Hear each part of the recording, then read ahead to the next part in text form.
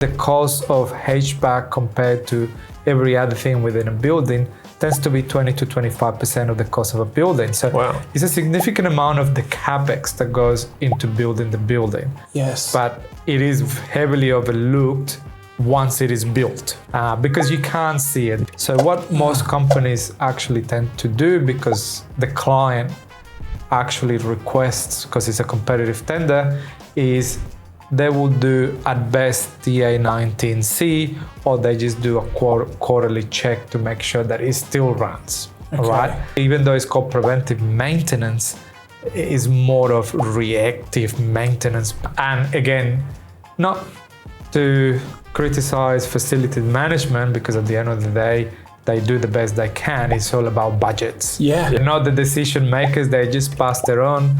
And unfortunately, if you work for very large companies, even though it's one company, they all talk about that's capex, that's maintenance. I don't have the money here. Welcome to another episode of the Let's Talk Facilities podcast, the podcast where we talk about the insights, innovation, and impact of the FM industry. My name's Ben. And my name's Aaron. And today on the podcast, we have Juan Castro, the CEO of Beaver Williams. On today's episode, we talk about all things building system maintenance. Yes, particularly HVAC, which is among the most expensive and complex systems in a building. We also talk about the skills shortage in the HVAC industry and trade. And all the trends in the HVAC industry. Yeah, such as probably sustainability, efforts by the government, and indoor air quality. All that and more in this episode. It's going to be a good one. Looking for the buyout then? Just be open to change. Just so good to spend I actually had to learn to do it because the question to every... My brother had mushrooms going in his car. Fantastic spreadsheet is like gold. Water starts pouring on me. It's such a rewarding career. Drag them down! We love you all of our customers. So, thanks for jumping on, Juan. I'm most welcome. Happy to be here. Yeah. So HVAC in commercial buildings, I think one of the most important pieces of equipment in a facility is the air conditioning, because everyone in summer is boiling hot and they want the aircon going, or in winter they're freezing cold. Tell us, what is it that you guys are busy with the FMs? Like they're obviously calling on you left, right, and centre with the aircons and the HVAC. Look, I'll answer that in a couple of ways. Yeah. So the first one is we wish we were called left, right, and centre. Don't we all? Don't we all? As a business, but look, one of the biggest things that we have with air conditioning as an industry, and this is going to sound a little bit contradictory, but it is a very complex, convoluted systems, but at the same time, they're very rudimentary. So what I'm trying to say is, even though they're complex, they run, and there's going to be a major failure for them not to run. Yeah. Which means you only find that something is not working as intended or performing as the original design intent when something actually breaks down. Yeah. It's not something like on a light that it just flickers. There's not something annoying about it. It's not something annoying about it. It just works as is rudimentary, but at the same time it's very complex. You got different systems. You got chill water systems. You got air-cooled systems. You got VRV. These are all the different types. These are all the different types of systems you use. And for example, on a chill water system, it extends from cooling towers, which actually cool water using the air to cool the refrigerant that cools the chilled water, that cools the fan coil units or air handling units, that cool the air that goes to the space. I had no idea.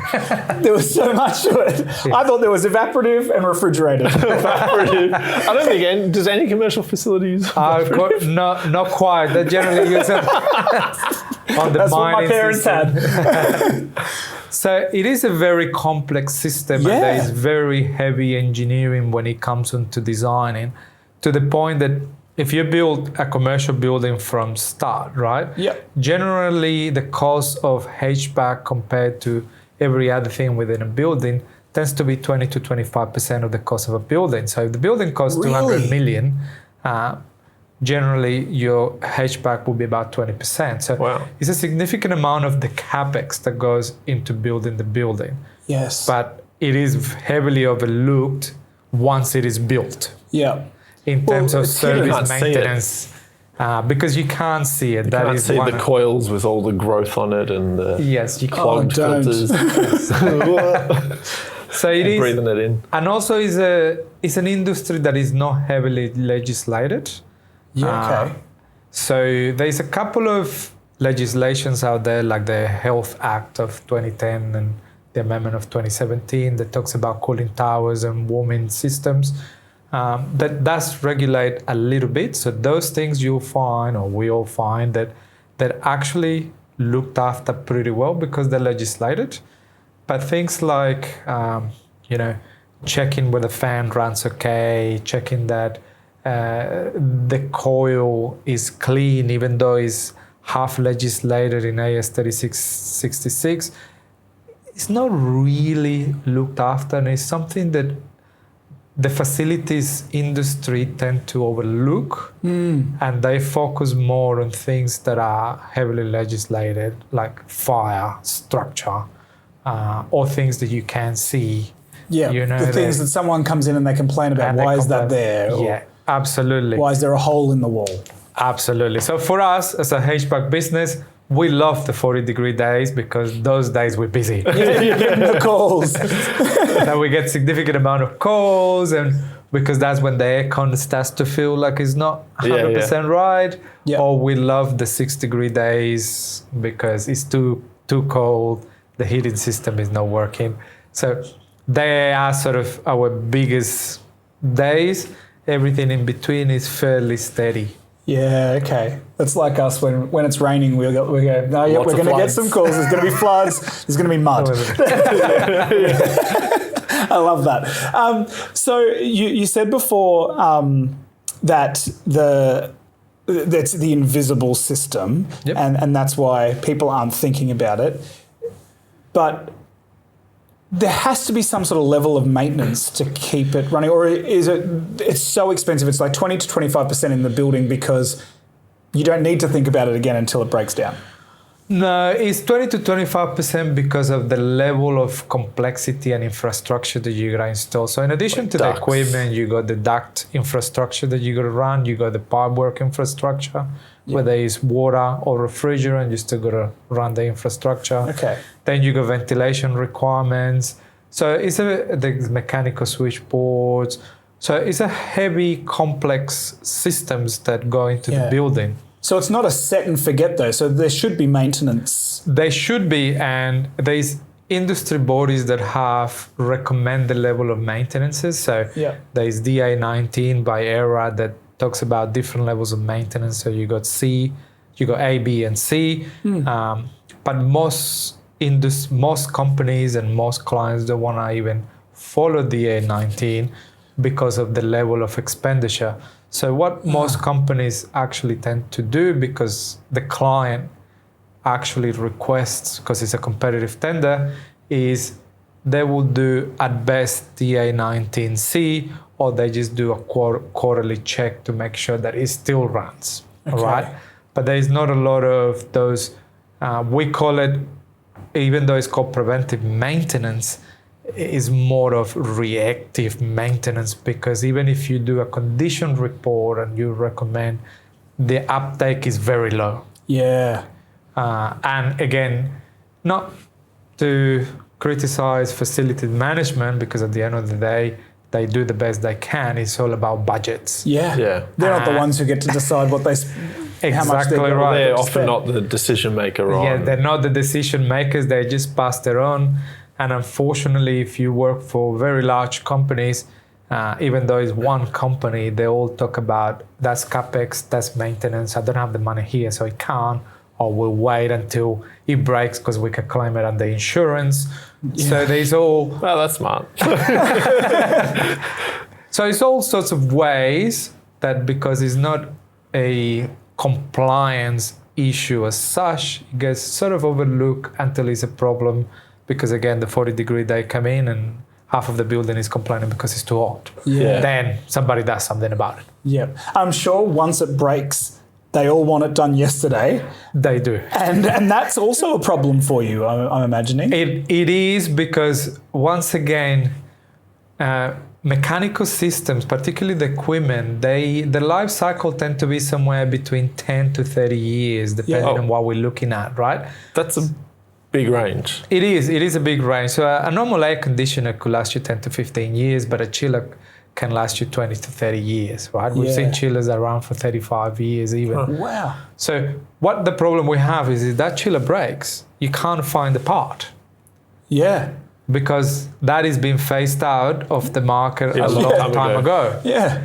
Right? We've innovated better solutions since then. Absolutely. So it's either innovative or regulation change because refrigerants have been phased out, or other items.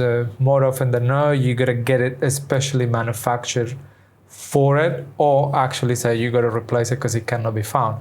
So there are systems that cannot be put back on within 24 hours, right? Yeah. Obviously, there are systems that you can because they're easy to replace. You find the parts, you put them back on, then the system is back to normal. But if you got a 30-year-old chiller and you can't find the part, well, You can't just replace a chiller like that. Yeah, you can't because there's 16 to 22 week lead time for a chiller.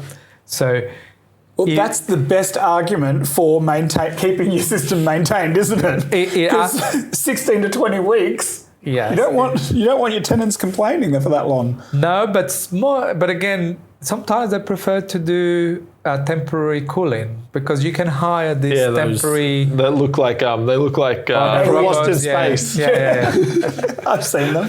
Yeah. So you got those, or you got temporary chillers that you put on, and so there's different ways of doing it. But again, I don't think a lot of people think about it. And again, it's all to do with budgets because to replace a chiller is not, for example, replacing a curtain where it will cost you, I don't know, $500, $1,000. I'm not in the business, so I don't know how much it costs, but replacing a chiller could cost you somewhere between $1 million to $3 million. So it's... Sorry, what?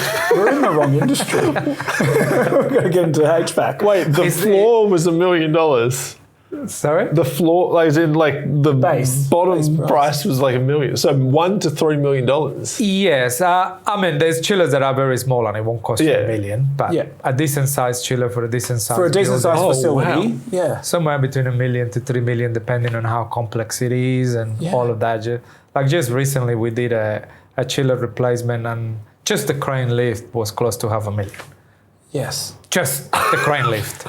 So to lift it up into position. So sorry, my mind is just being blown right now. But it's not about the revenue; it's about the margin. HVAC has a very tight margins. Yeah. Well, I imagine it'd be very competitive. Yes, it is a very competitive market. But yeah, just to put it in context, it could range quite heavily, which is another reason you delay it as much as possible. But I'm sure that maintaining it there'd be enough ROI in going, okay, if you put a maintenance program in place for this, you will extend the life. You'll push out having to spend... Likely extend the life. Yeah, you'll likely extend the life. You'll push out that $1 to $3 million cost by a certain number of years. It's going to be a fraction of the cost to maintain. Absolutely. That's always the case, right? But surely no one is putting in a $3 million chiller and that system and not maintaining it. They do get maintained, but there is different levels of maintenance, right? So, for example, in a building that is 20 to 30 years old, they use chilled water. If it was installed 20, 30 years ago, most likely if it's a large system, uses carbon steel pipe work. This pipe work, you got to have a very strict maintenance on the water. Otherwise, the particles start coming off the pipework, and then it starts clogging the tubes inside the chillers. So it is all related. It's not just the chiller itself, and you got the same with the cooling tower. If you don't maintain it, you got other issues with it. And then is the part that if the chiller loses efficiency, then you got the added cost of energy. Because again, if we go back to how much is mechanical services or how important it is, mechanical services make up somewhere, depending on the type of building, somewhere between 25 to 40% of the cost of the energy of the building. Yeah.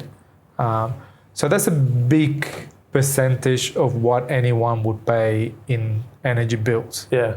So decrease in efficiency would mean an increase on your electricity bill. So maintenance, in addition to just being extended the life expectancy of the equipment, is also about ensuring that the equipment actually performs as intended in terms of efficiency and durability. Yeah. Yeah, that makes sense. Like, you're lowering costs here, but By increasing costs elsewhere. In average, and again, it's a very complicated calculation that consultants get paid significant amount of money to do those calculations. Too much. Put the money into the maintenance. If you do an energy calculation, normally the payback to replace a piece of kit by just improving 15 to 20% in efficiency gets you a payback of about 6 to 8 years. So it's a pretty decent payback. So it's something that definitely should be looked at in the facilities industry. Yeah. I can imagine as well that another piece of information that you're trying to work out is, well, there's work coming in, but it's an industry where there's a lack of workers. Am I right? Like, you've got a skill shortage right now in the HVAC industry. Absolutely. Just recently, it was published that the refrigeration and air conditioning trade is actually the more sought after trade because there's less people doing it. Yeah. So there's definitely a skill shortage within the industry of qualified technicians. And what we do as an industry and at Beaver Williams is we tend to give back to the industry. So we maintain somewhere between 2 to 3 apprentices at each stage. So you got your first year, second year, third year, fourth year. So we generally maintain somewhere between 2 to 3 apprentices at one given time. And we call it an investment because apprentices tend to leave you at your third year, fourth year. They tend to change companies. It's just a statistical for whatever reason that may be. They tend to leave you, and there's companies out there that wait for other companies to train them and then poach them. So it is, but we tend to give back, and we form part of an association, which is the Australian Mechanical Contractors Association, and we tend to promote apprenticeship, and we've actually done industry days to promote the refrigeration and air conditioning trade, because the only way to address the skill shortage is to actually train more people. Yeah. I'm just thinking of, we've got a staff member who wants to get into it. That's true, yeah. He's a cleaner. I'll We need to work out a way to send him away. Please do. We're always looking. So when you say you're giving back, not every company has that mindset of, well, they're going to get taken from us in 3 to 4 years. Why would we invest? What's the point? What is the point? Like, you're the leader. What is the point for you? I think it's about 2 things. The first one is giving back to the industry. Be proud of the industry that we're in and actually make it better. So one of the things that I go by as the leader of the company is, if I die tomorrow, I want to go, I did a little bit for the industry, right? I might not have fixed it because it's not my decision, but we tried our very best and at least we did a little bit for it. The other thing is, from a selfish point of view, how it helps us is, if more people think like us, it doesn't matter if they get poached, because the actual pool of talent has increased. So we don't need everyone to do it. We need 50% of the companies to do it. And then your pool is going to increase, and then the skill shortage is going to decrease, right? So we're going to get more skilled technicians as a result. And there would be customers that value that as in, you might not be the cheapest price, but you are investing in training and apprentices. So, there would be customers that would support you for that decision. You potentially would win over the cheapest price. Position. Yeah. We would hope Not so. always. Yeah. I mean, you'd hope so. But yeah. So what we find is they're good sale points, but again, going back to what I said originally, we are a little bit overlooked.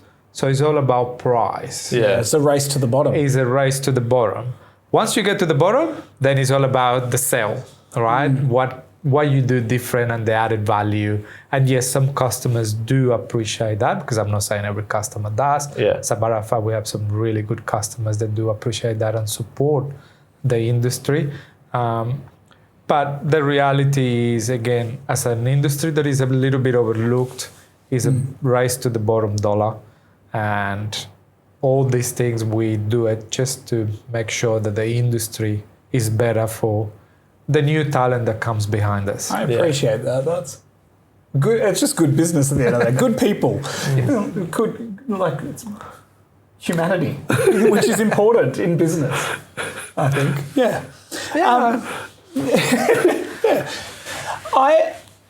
I want to ask you about, what do you see as some of the trends that, like, in the industry right now, what are you seeing as trends that FMs are dealing with when it comes to the HVAC? Okay, so there's three types of trends that I can see at the moment. Yeah. So the first one, which more than a trend is a compliance, but that's how it starts, is sustainability, or not sustainability, phasing out of refrigerants within the industry. So we all know and very well aware in the industry that R22 was phased out a few years back, and they start by... I wasn't aware. Yeah, I was about to say, there's no way this guy a lot knows. on this podcast. I didn't know the name of it, but I know there's refrigerants that have been banned. Yes. Yeah. So with the targets that the government have put on for net zero, they have put in some strategies in where they reduce the amount of emissions. And what they do target is they target the import or banning the importing of high GWP refrigerants. Okay. So the first refrigerant to be banned was R22. Then very recently, R410A has been banned from being imported. Okay. Or reduce the amount of imports that come onto the country, which means it makes it difficult and more expensive to fix, repair, and recharge equipment. So that's a trend that is sort of government guided. The second trends that we see in the HVAC industry, I call that buoyancy trends, right? Somebody came up with something or something happened and people thought it was really great, and everybody jumps onto the wagon and they last 1 or 2 years, right? Yeah. As an example, COVID-19 brought in these things about indoor air quality, where people were thinking about UV, HEPA filtration, all sorts of bacteria and virus killing scenarios so that you get a good indoor air quality. We find that that's been phased out.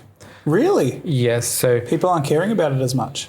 It's not that they're not caring, it's that for something like UV, probably not so much because it's not costly, but to install a HEPA filter in a system brings a fair bit of cost associated with the actual CapEx, the certification of the HEPA, and the fact that you'll be replacing it fairly frequently. Yeah, and they're not cheap. And they're not the HEPA cheap. filters.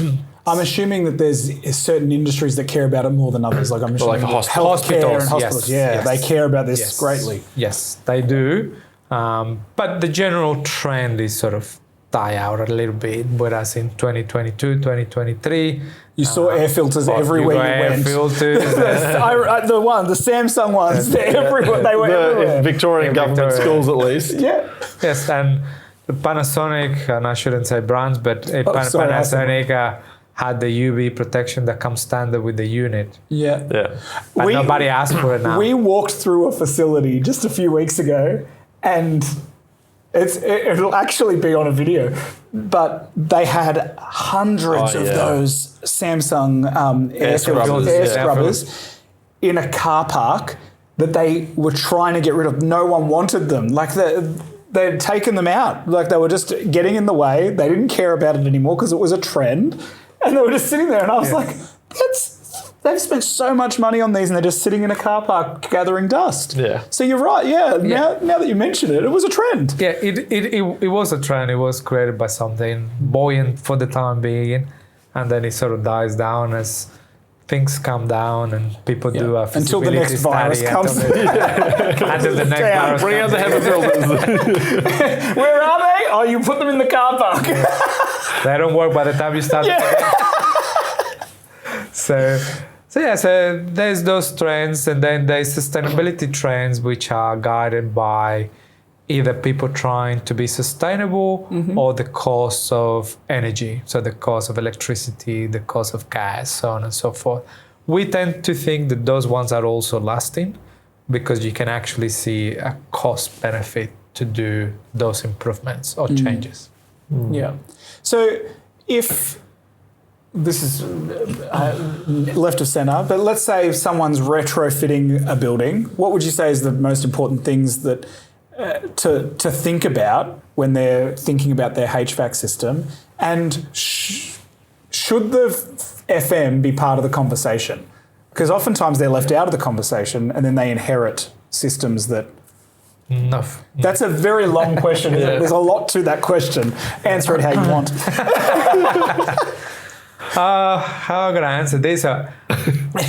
I don't personally believe that the FM should be part of the original conversation. Yep. However, the FM should be part of probably mid-through construction and definitely the handover.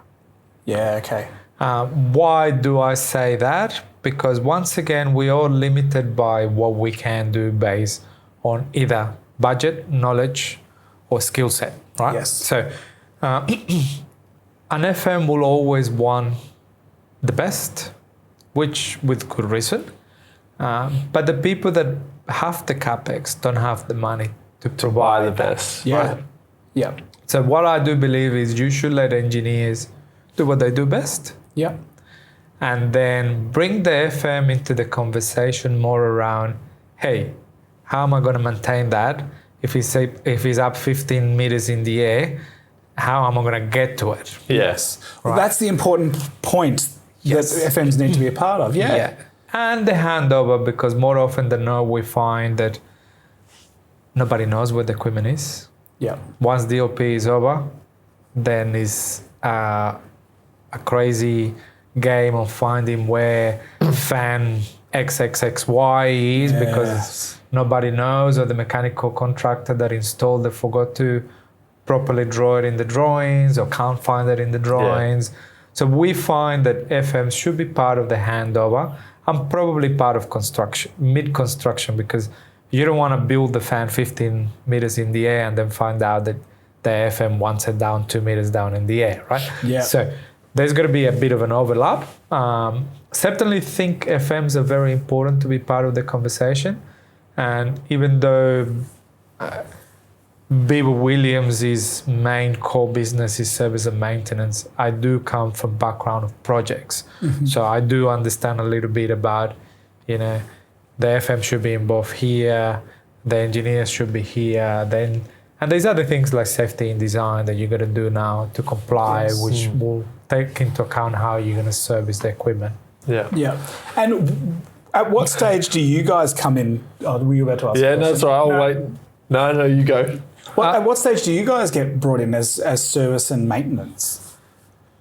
Ideally, when there's a problem. On the 40-degree day. On the 40-degree day. Who are we going to call? So we got ideal and reality. So reality, we generally get called in when the DOP period is finished. Yep.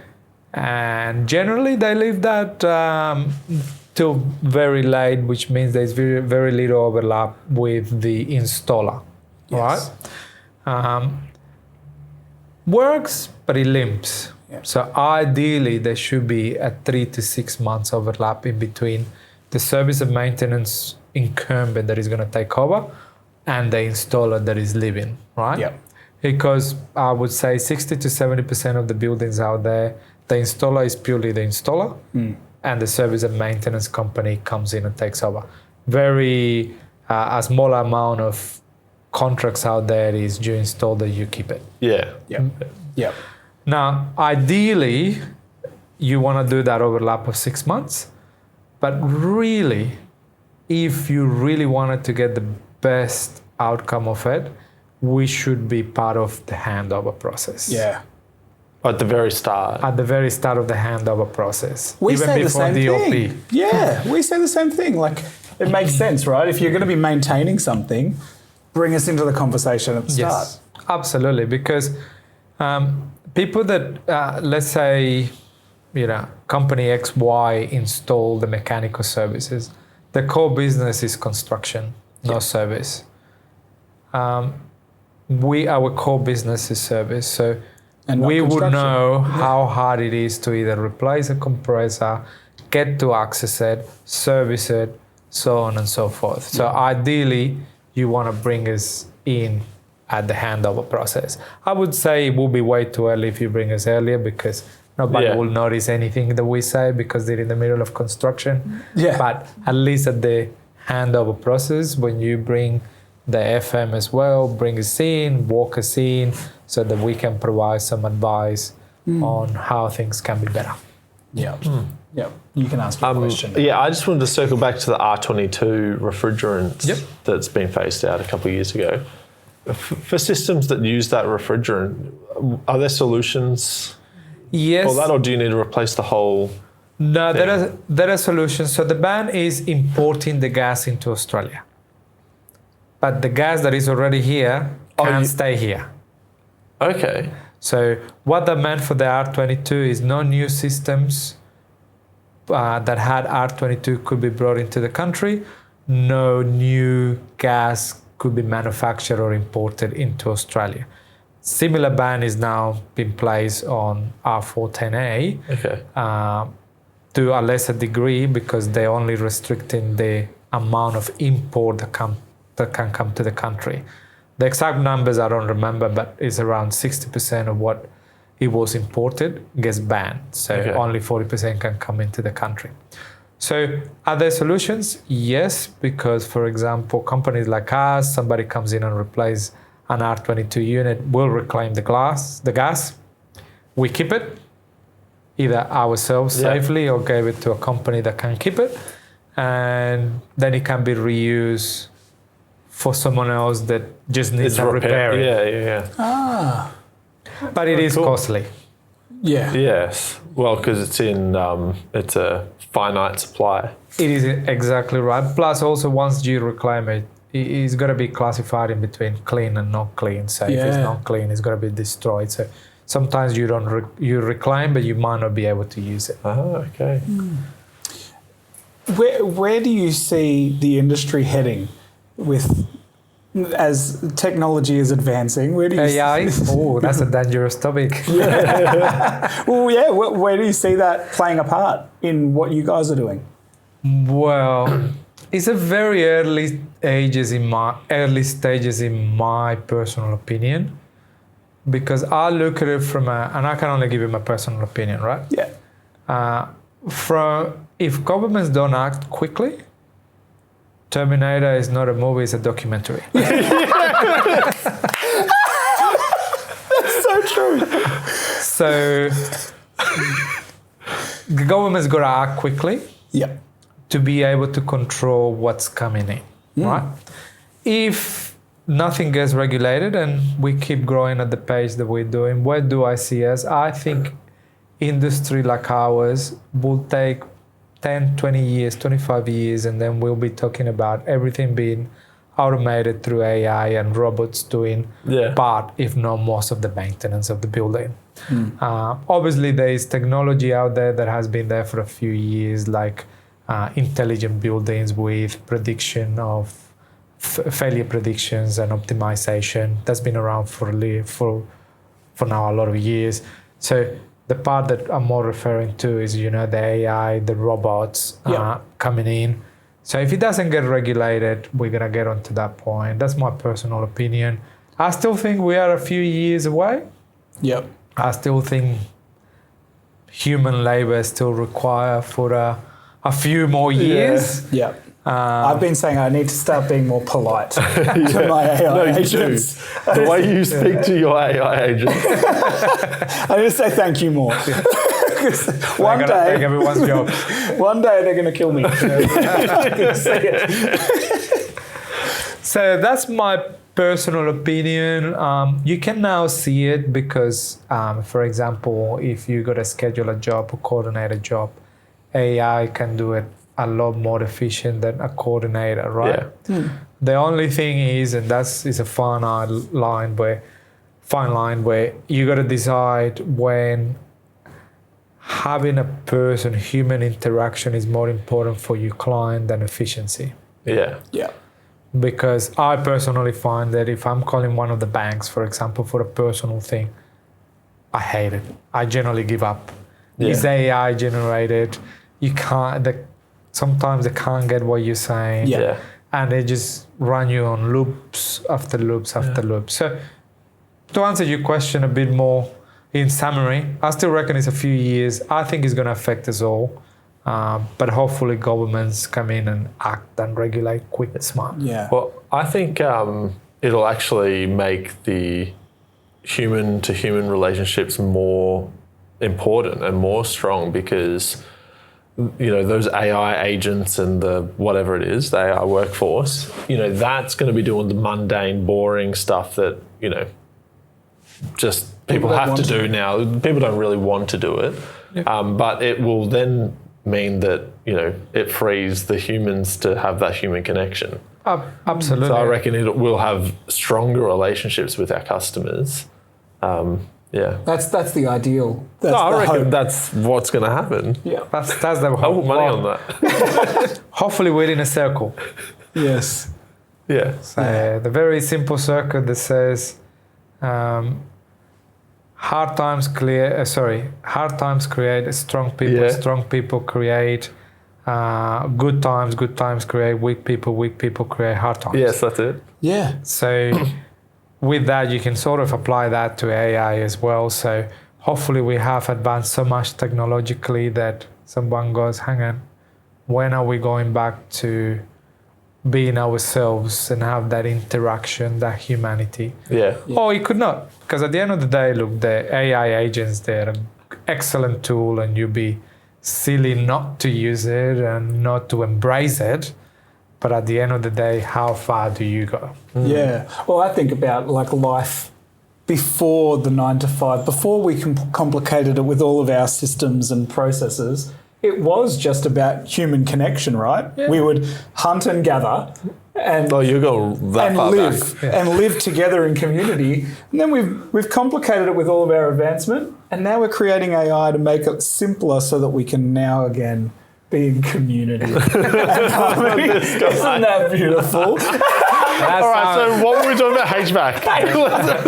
That sounds beautiful. That's the ideal. So I'm just conscious of time. Yep. An FM who's new to the industry, they're coming in entry level job. They don't understand. They're like me. They don't get it. You get it. I only found out today that HVAC stood for, I knew it was heating and ventilation, but I thought it was air conditioning. It's not, is it? It's and cooling. No, it is. No, it is air conditioning. Oh, the other guy Heating, was wrong. Let's get him. He doesn't even know his own industry. Oh, he's cancelled. He gave me wrong information. I was right. Oh, there we go. But to make it more complicated, that's American. In Australia, it's also referred to mechanical service.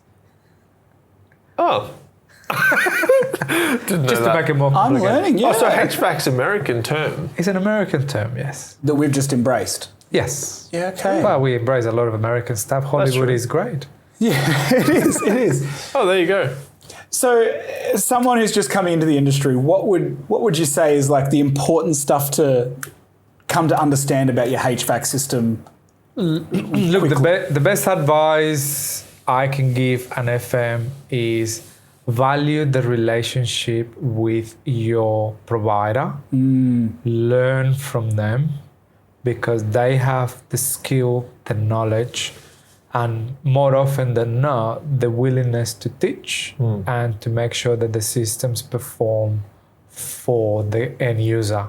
Yeah. And the second advice is trust your senses, right? So the very simple advice is if you're new to the industry, learn a little bit about it. But once you do, remember.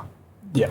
Because what happens with mechanical services, some stuff is quite simple. Use 4 out of your 5 senses and you'll be fine. So if it doesn't smell right, it ain't right. Why? Because if it smells like it's burnt, it doesn't smell right. If it smells like there is a bird that is rotten inside the duct, it ain't right, right? Yeah. So if it smells wrong, it is wrong. Yeah. If you touch it and it feels like it's vibrating too much, it's wrong. There's something wrong with it. So call your provider. If it sounds wrong, because by the time you walk into a plant room 3, 4, 5 times, you already know what a chiller sounds like, you know what a fan sounds like. If you think it sounds wrong, call your provider. Yeah. And if it feels wrong, it's wrong, right? If you touch a piece of pipe and you know it's meant to be cool, but it feels warm, it's wrong, right? There's something wrong. Or you've got the temperature set to a certain level and it feels the opposite to that. Absolutely. So trust your senses, and I only say 4 out of 5 because you do not want to taste the water or some other mechanical service. If you're tasting something, pick up the phone. To your doctor. So trust your senses, and you find that more often than not is very important. Like sometimes I walk into a plant room and I go, that's wrong. Because it sounds wrong. Yeah. Or something doesn't smell right. So trust your senses. While you get up there, trust your provider, ask, challenge. Yeah. I always say challenge is quite important because by you challenging your provider, you're asking questions, you learn. And challenging is not wrong as long as you ask the right questions for the right purpose, then it's fine. You'll find that the provider will be more than willing to help and provide the answers. So those are the best 2 advice that I can give facilities managers. Trust your provider, trust 4 out of your 5 senses, and you'll be fine. Yeah, I like That's trust so good. 4 out of your 5 senses. It just makes sense. Yeah. That's when it comes to HVAC, the 4 out of 5 anything. makes sense. That's a good rule of thumb for life. Trust 4 out of 5 of your senses. That's because tasting could take you to hospital. Don't drink the refrigerant. That's what we're saying. Thank you so much for coming on the podcast. Is there anything that we've left unsaid that you're like, I need to get this out. I need them to hear it? Oh, look, there's a lot of things, but no, the only thing is, I think we just mentioned it. Look, we are overall an overlooked industry. HVAC is not the priority. If you have the potential and the ability to do it, look into it because it will bring you savings in energy. It brings you savings in capex in the long run. Yep. And think about the fact that it is about 35 to 40% of your energy bill and a big investment on your capex. Pay a bit more attention to it. Fight for it because it's very important. Yes. And it is quite important for human comfort and actually human health because of indoor air quality. And comfort equals efficiency and productivity at work. If you feel dizzy because you don't have enough oxygen, you're not going to be as good at work. So it is all important. It's just not legislated. So think a bit more about it. Yeah, That's good. And if it was legislated, your phones would be off the hook. Absolutely. And with the skill shortage, you don't need that trouble. I love the trouble. It's good for business. That is good. No, thank you so much for coming on. Now, most welcome, and thank you for having us.